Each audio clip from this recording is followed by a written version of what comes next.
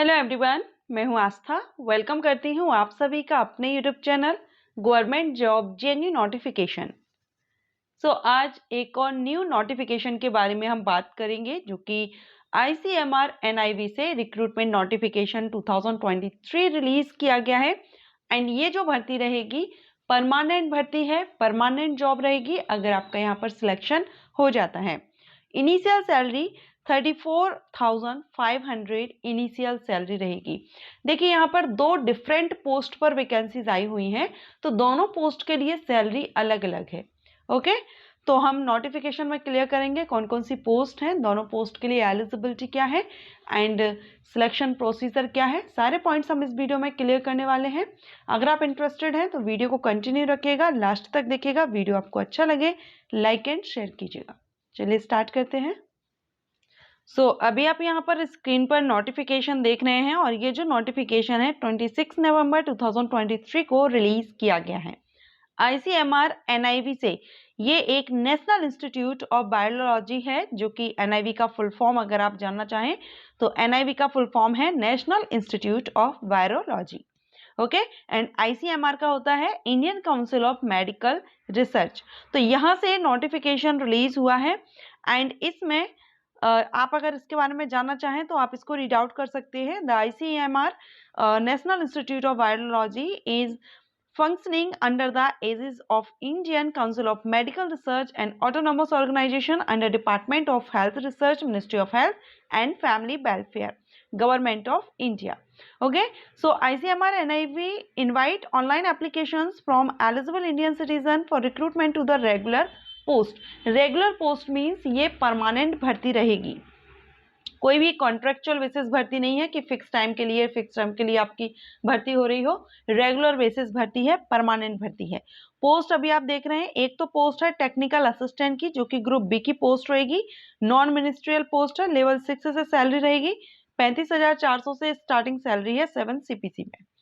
Next जो second post है वो टेक्नीशियन 1 की है, ग्रुप सी की पोस्ट है, ये भी नॉन मिनिस्ट्रियल है, लेवल 2 से इसमें सैलरी रहेगी 19,900 से स्टार्टिंग सैलरी है इसके लिए। ओके, तो अभी आपको मेरी वॉइस में थोड़ा सा क्लियर नहीं आ रही होगी बिकॉज थोड़ा तबीयत ठीक नहीं है, इस वजह से तो थोड़ा मैनेज कर लीजिएगा। चलिए अब इसमें आप देखेंगे इसकी ऑफिशियल साइट, तो इसकी ये ऑफिशियल साइट है। आप इस साइट पर जाएंगे तो आप नोटिफिकेशन भी डाउनलोड कर सकेंगे वैकेंसीज सेक्शन में जब आप जाएंगे। उसके अलावा आप अप्लाई भी ऑनलाइन करना होगा, तो ऑनलाइन अप्लाई करने के लिए भी आप इसी लिंक का इसी वेबसाइट पर जाकर के आप ऑनलाइन अप्लाई का लिंक आपको मिल जाएगा, तो वहां से आप अप्लाई कर सकते हैं। अभी हम देखेंगे इसमें टोटल वैकेंसीज कितनी आई हुई हैं। तो टोटल वैकेंसी आप यहाँ एक मिनट,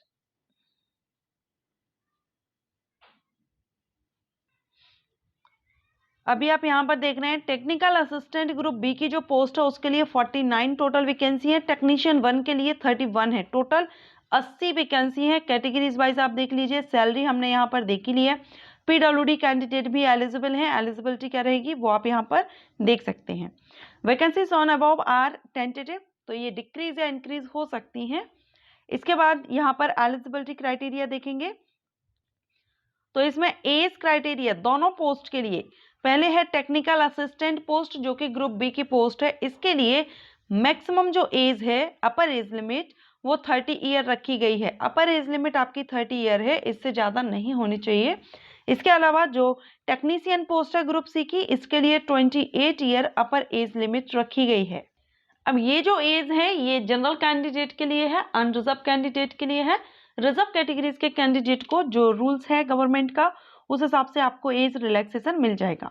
क्वालिफिकेशन देखेंगे तो देखिए अलग अलग डिसिप्लिन में वैकेंसी है, जैसे कि टेक्नीशियन असिस्टेंट ग्रुप बी की पोस्ट पर अगर हम देखें तो इसमें आपको बैचलर डिग्री फर्स्ट क्लास से, यानी फर्स्ट क्लास से आपने अपना डिग्री जो बैचलर डिग्री है, ग्रेजुएशन है, वो आपने किया हुआ हो रिलेटेड डिसिप्लिन में। डिसिप्लिन कौन कौन से हैं तो यहाँ पर देखिए इतने सारे आपको, एक तो यहाँ पर दिए गए हैं zoology, biochemistry, biotechnology, biophysics, genetics and microbiology, medical microbiology.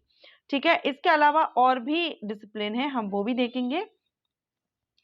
जैसे कि अगर आप बायो इन्फॉर्मेटिक्स में करेंगे तो बैचलर डिग्री आपकी बायो इन्फॉर्मेटिक्स में होनी चाहिए, या बैचलर डिग्री आपकी लाइफ साइंस में होनी चाहिए, या इंजीनियरिंग या टेक्नोलॉजी डिग्री आपके पास बायोटेक्नोलॉजी बायो इन्फॉर्मेटिक्स में होना चाहिए। ये ऑप्शन आपके पास है, लेकिन फर्स्ट क्लास से ही पास आउट आप हो। स्टैटिस्टिक में या बायोस्टैटिस्टिक में करते हैं, 2 वैकेंसी हैं, इसमें भी फर्स्ट क्लास डिग्री आपकी स्टैटिस्टिक में होनी चाहिए। तो जिस डिसिप्लिन में वैकेंसी है उसी में आपकी बैचलर डिग्री हो। तो हम यहाँ पर जो डिसिप्लिन है वो देख लेंगे। सोशल साइंस भी है, मास कम्युनिकेशन भी है, मास जर्नलिज्म, कंप्यूटर एप्लीकेशन भी है, computer science, data science, information technology, electrical, electronics. ठीक है, तो इतने सारे आपके पास ऑप्शन है। इसके अलावा रेफ्रिजरेशन, एयर कंडीशनिंग, ये आपके पास इतने सारे ऑप्शन हैं। नेक्स्ट जो पोस्ट है वो है टेक्नीशियन की। टेक्नीशियन के लिए यहाँ पर 12th पास होना चाहिए एक तो आपका, अगर आप मेडिकल लेबोरेटरी के लिए कर रहे हैं, इलेक्ट्रिकल के लिए कर रहे हैं तो भी साइंस में, साइंस से आपका 12th पास आउट होना चाहिए मिनिमम 55% मार्क्स के साथ में। इसके साथ में जो यहाँ पर डिसिप्लिन दिए गए हैं उनमें आपका डिप्लोमा होना चाहिए। मेडिकल लेबोरेटरी के लिए कर रहे हैं तो मेडिकल जो DMLT होता है ना वो आपका होना चाहिए।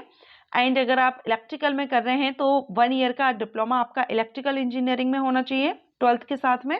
इंफॉर्मेशन इलेक्ट्रॉनिक्स या इंस्ट्रूमेंटेशन में कर रहे हैं देन आपका इसमें इलेक्ट्रॉनिक्स इंजीनियरिंग या इंस्ट्रूमेंटेशन इंजीनियरिंग में आपका डिप्लोमा होना चाहिए। नेक्स्ट रेफ्रिजरेशन एंड इसी मैकेनिकल, तो इसके लिए भी आपका डिप्लोमा मांगा गया है। तो 12th के साथ में डिप्लोमा या ग्रेजुएट कैंडिडेट, अब हमने डिसिप्लिन यहाँ पर देख लिए कौन कौन से सब्जेक्ट्स हैं, उनमें से किसी से भी अगर आपने किया हुआ है तो आप यहाँ पर एलिजिबल रहेंगे। अब एग्जामिनेशन फीस क्या रहेगी, तो SC candidate, ST candidate, PWD candidate and all women candidate के लिए फीस माफ है, कोई भी फीस पे नहीं करनी है। बाकी जो कैंडिडेट रहेंगे यानी कि male candidate, general male candidate and OBC male candidate, इनके लिए 300 रुपये एप्लीकेशन फीस रहेगी। ओके, एज रिलैक्सेशन का चार्ट आप यहाँ पर देख रहे हैं, आपको आपके कैटेगरी के अकॉर्डिंगली यहाँ पर एज रिलैक्सेशन मिल जाएगा। सिलेक्शन प्रोसीजर में यहाँ पर आपका होगा कंप्यूटर बेस्ड टेस्ट, ठीक है, CBT एग्जामिनेशन होगा, ऑनलाइन CBT एग्जामिनेशन होगा जिसके बेस पर आपका यहाँ पर सिलेक्शन किया जाएगा। अब ये जो एग्जामिनेशन होगा आपका, ये आपका हिंदी और इंग्लिश दोनों ही लैंग्वेजेस में, जो भी आपका मीडियम है आप उसमें ये एग्जाम दे सकते हैं। हिंदी में देना चाहें हिंदी में, इंग्लिश में देना चाहें इंग्लिश में, ठीक है। एंड इसमें लेकिन जो इंग्लिश लैंग्वेज का पार्ट होगा वो आपको इंग्लिश में ही सॉल्व करना होगा। 90 मिनट का ड्यूरेशन इसमें रहेगा, 100 मल्टीपल चॉइस क्वेश्चंस रहेंगे, टोटल 100 मार्क्स के, 100 क्वेश्चन 100 मार्क्स के, 90 मिनट की टाइमिंग आपको रहेगी। सेक्शन A ऑफ 30 मार्क्स का रहेगा, सेक्शन B 70 मार्क्स का रहेगा। अब ये देखिए यहाँ पर दिया गया है, ठीक है, टोटल मार्क्स टोटल बताया गया है, और 10%, 70% मीडियम लेवल, हाई लेवल, ये सेक्शन B है और ये सेक्शन A है। सेक्शन A 30 मार्क्स का है, सेक्शन B 70 मार्क्स का है। अब सेक्शन B जो रहेगा वो आपका रिलेटेड जो सब्जेक्ट है जिससे आपने ग्रेजुएशन किया हुआ है उससे रिलेटेड क्वेश्चन रहेंगे, और सेक्शन A जो रहेगा उसमें general intelligence, awareness, quantitative aptitude, computer skill, English language. Okay, तो इस तरह से आपका ये कंप्यूटर बेस्ड एग्जामिनेशन होगा। मार्किंग वगैरह के बारे में बताया गया है, फुल सिलेबस भी इसमें दिया गया है, आप इस नोटिफिकेशन को चेकआउट कर सकते हैं, कौन कौन से डॉक्यूमेंट रिक्वायर्ड होंगे वो भी आप यहाँ पर देख सकते हैं। अब ये जो वैकेंसी आई हुई है ये ICMR NIV पुणे से वैकेंसी है, तो आपकी पोस्टिंग भी यहीं पर रहने वाली है। ओके, तो अगर आप इंटरेस्टेड हैं, अप्लाई करना चाहते हैं, क्योंकि SC ST candidate, PWD and all female candidate के लिए तो फीस भी पे नहीं करनी है, अगर आप चाहें तो आप इसमें अप्लाई जरूर कीजिएगा। एंड आई होप आपको ये वीडियो हेल्पफुल रहा हो। अगर वीडियो हेल्पफुल रहा है तो वीडियो को लाइक एंड शेयर कीजिए। Thank you.